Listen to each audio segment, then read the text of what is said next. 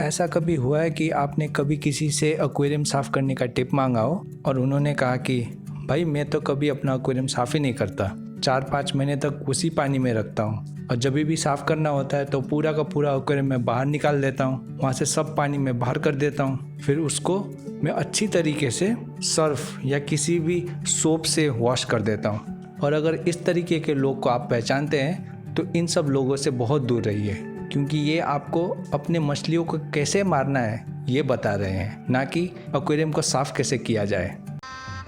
गजब बेइज्जती है। तो एक्वेरियम को साफ़ करने का सबसे सही तरीका क्या है ये हम आज सीखेंगे।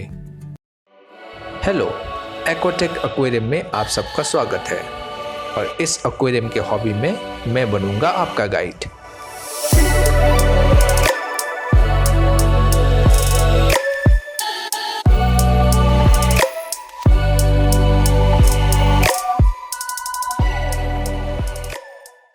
तो सबसे पहले हमें ये जानना होगा कि हमें एक्वेरियम को साफ़ क्यों करना पड़ता है। एक्चुअली फिशेस हफ्ते भर में जितनी भी गंदगी करती है उससे पानी में अमोनिया और नाइट्राइट्स के लेवल बहुत बढ़ जाती है, और जैसा कि हम जानते हैं कि ये सब चीज़ फिशेस की हेल्थ के लिए बहुत ही डेंजरस है और हमें इन्हीं चीज़ों से बचने के लिए एक्वेरियम को हफ्ते में एक बार साफ़ करना बहुत इम्पॉर्टेंट है। और अगर आप लोग हफ्ते में अपने फिशेस के लिए एक दिन भी नहीं निकाल सकते तो मैं आपसे रिक्वेस्ट करूँगा कि प्लीज़ आप फ़िश शॉप से फिशेस को ना ले आएँ, उन्हें किसी और के लिए छोड़ दीजिए जो उसका ख्याल आपसे बेटर रख सके, क्योंकि फिशेस में भी लाइफ होती है और वो भी डिज़र्व करती है कि वो एक अच्छी ज़िंदगी जिए। हम मालूम है तेरे बाप को मत सिखा।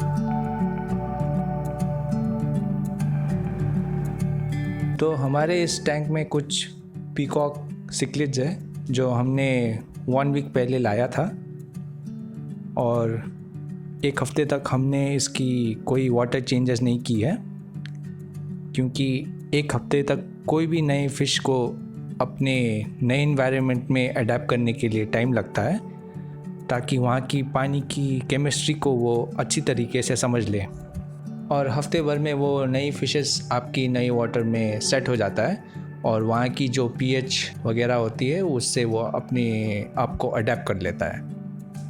तो सबसे पहला स्टेप तो यही है कि अगर आपने कोई नया फ़िश लाया है तो उसको 1 वीक का टाइम दें ताकि वो स्ट्रेस ना हो और बीमार ना पड़े। तो ये 1 वीक का रूल हमेशा याद रखिएगा।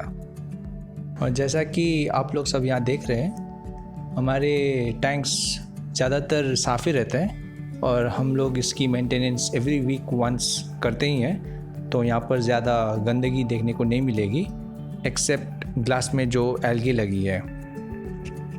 फिर भी मैं बता दूं कि ज़्यादातर गंदगी आपके डेकोरेशंस के नीचे की तरफ छिपी रहती हैं, वहाँ पर लॉज हो जाती हैं। तो स्टोन्स और कोई भी किसी भी तरीके की डेकोरेटिव आइटम्स को ठीक तरीके से उठाकर साफ़ कीजिएगा, क्योंकि सारी गंदगी वहीं पर छिपी रहती है। ऐसी लोकेशंस पे आपका फ़िल्टर ज़्यादातर साफ़ नहीं कर पाता, इसके लिए हमें फ़िल्टर को भी उठा के कभी कभी चेक करना चाहिए, उसके नीचे भी गंदगी छिपी रहती है। और हमें एक और चीज़ का ध्यान रखना है कि अगर हमारे पास स्टोन्स हैं तो उन्हें हमें बिल्कुल भी डिस्टर्ब नहीं करना है, उन्हें वॉश नहीं करना है, क्योंकि बहुत सारी बेनिफिशियल बैक्टीरिया ऑलरेडी उसमें बनी हुई है और अगर हम उस स्टोन को वॉश करेंगे या फिर स्क्रब कर देंगे तो उनमें बनी बेनिफिशियल बैक्टीरिया डिस्ट्रॉय हो सकती है। तो इसी के साथ हम लोग अपना क्लीनिंग का काम शुरू कर सकते हैं। ग्लास क्लीनिंग के लिए किचन में यूज़ होने वाला कोई भी एक मामूली वाला स्क्रबर हम लोग यूज़ कर सकते हैं, लेकिन इस स्क्रबर को यूज़ करते वक्त ध्यान कीजिएगा कि इसे हमें सीधे स्ट्रोक्स में साफ़ नहीं करना है, इस तरीके से सर्कुलर स्ट्रोक्स में साफ़ करें। इससे आपके ग्लास में किसी भी तरीके का स्क्रैच नहीं होगा और ग्लास अच्छी तरीके से साफ़ भी हो जाएगा।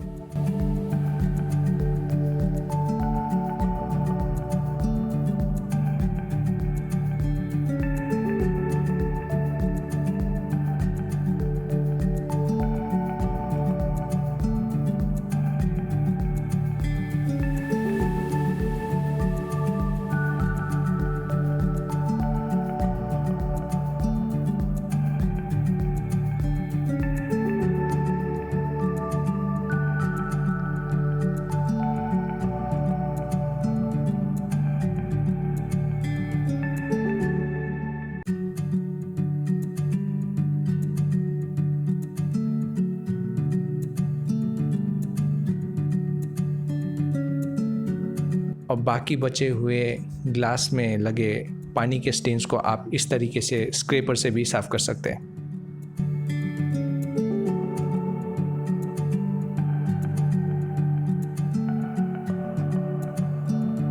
ग्लास को अच्छी तरीके से साफ़ करने के बाद पानी थोड़ा सा धुंधला हो जाता है, लेकिन इससे फ़िश को कोई प्रॉब्लम नहीं होती, तो कोई डरने की बात नहीं है।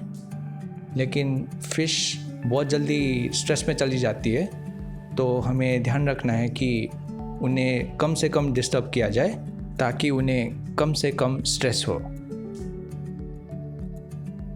फिर उसके बाद हम लोग कर सकते हैं अपना साइफनिंग का काम, और इस तरीके से पाइप का यूज़ करते हुए हम बॉटम में गिरी हुई जितनी भी गंदगी हैं उसे साफ़ करेंगे।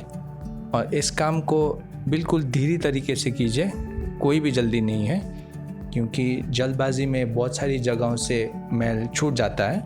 इसके लिए ये काम बहुत धीरे तरीके से कीजिए।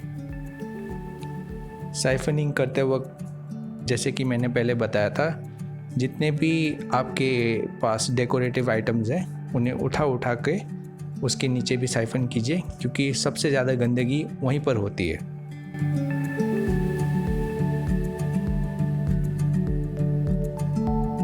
पूरा साइफनिंग के बाद आप यहाँ देख सकते हैं कि हमने पूरी वाटर चेंज नहीं की है, सिर्फ 50% वाटर चेंज की है। ऐसा हम इसलिए करते हैं कि आपका पानी का टेम्परेचर ज़्यादा चेंज ना हो जाए। पानी का टेम्परेचर ज़्यादा चेंज हो जाने से आपके फिशेस एकदम से स्ट्रेस में चली जाएगी। इसी बात को हमें ध्यान रखते हुए हमें सिर्फ 50% वाटर चेंज करना है, ताकि हम जो भी नया वाटर इसमें डालें उससे इस पानी का टेम्परेचर ज़्यादा चेंज ना हो। अब जबकि हमारा साइफनिंग का काम कंप्लीट हो चुका है, हम इसमें नया वाटर ऐड करेंगे और उसके दौरान हम अपने स्टोन्स को भी रीअरेंज कर लेते हैं। वीडियो को एंड तक देखने के लिए धन्यवाद। और हमारा अगला एपिसोड होगा फिशेस को होने वाले सबसे कॉमन डिजीज़ को लेकर, जो कि है इक या वाइट स्पॉट्स। और अगर आपकी और भी कोई क्वेश्चंस है तो हमें कमेंट सेक्शन में पूछें और उसका आंसर देने का मैं पूरी की पूरी कोशिश करूँगा। धन्यवाद।